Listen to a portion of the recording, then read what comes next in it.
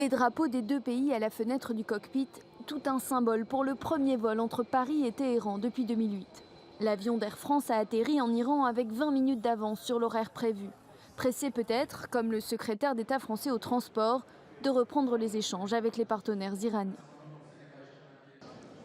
Pouvoir se déplacer facilement entre nos deux capitales est essentiel pour se rencontrer, mieux se connaître, élaborer des projets communs et conclure des partenariats en Iran et en France. Depuis la signature de l'accord sur le nucléaire iranien en juillet dernier et la levée des sanctions internationales, tous les voyants étaient au vert pour une reprise du trafic. 3 vols hebdomadaires seront désormais assurés, mais progressivement, Air France envisage la programmation d'un vol par jour.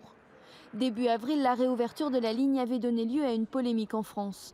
La loi iranienne obligeant les hôtesses à porter le voile à leur descente de l'avion. Une controverse vite éteinte par la direction de la compagnie.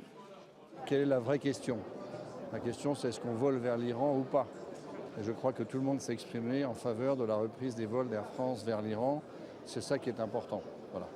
À partir de là, si pour certaines personnes, pour des raisons de conviction, elles ont des difficultés à assumer de voler vers l'Iran, on trouvera des solutions. Mais à mon avis, c'est une petite partie des personnels d'Air France.